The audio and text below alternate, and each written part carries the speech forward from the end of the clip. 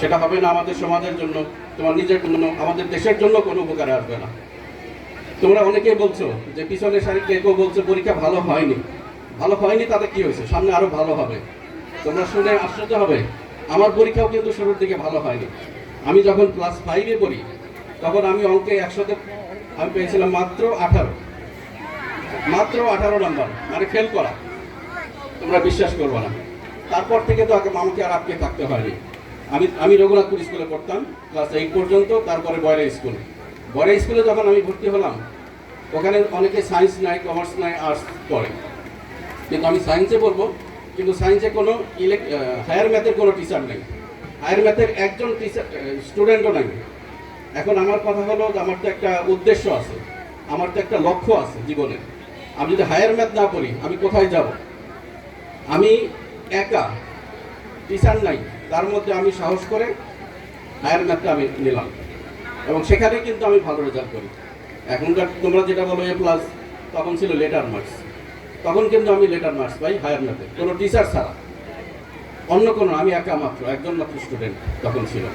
যাই তার পরবর্তীতে আমাকে আর আমি বলতে পারবো যে আমাকে একটা থেমে থাকতে হয়নি।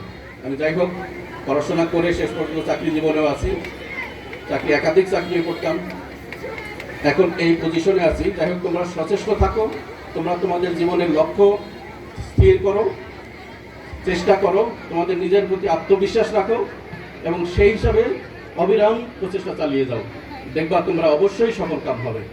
আর আমি এমপিসিকে অনুরোধ করব, যারা প্রতি বছর, গত বছরও তারা এরকম একটা অনুষ্ঠান করেছে, শুধুমাত্র তোমাদের জন্য, নিজেদের পকেটের পয়সা খরচ করে, নিজেদের শ্রম দিয়ে। তাদের কিন্তু নিজস্ব কোনো বেনিফিট নাই এখানে, শুধুমাত্র তোমরা যারা সামনে আসো শুধুমাত্র তাদের জন্য।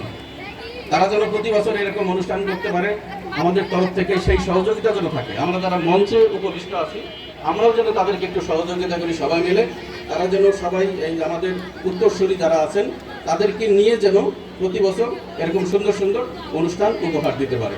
আমি ধন্যবাদ জানাচ্ছি এমপিসিকে, আমি কৃতজ্ঞতা জানাচ্ছি তাদেরকে, এবং আমার মঞ্চে উপবিষ্ট যারা আছেন তাদের কাছে আমি কৃতজ্ঞ। আমাদের মাননীয় সংসদ সদস্য মহোদয়, তার কাছেও কৃতজ্ঞতা এবং সবাইকে ধন্যবাদ জানিয়ে আমি আমার বক্তব্য শেষ করছি। আসসালামু আলাইকুম। সচিব রাশেদা খানমের কথা বলেছেন, আরো অনেক ব্যক্তির কথা বলেছেন। এইগুলো বলার উদ্দেশ্যই হলো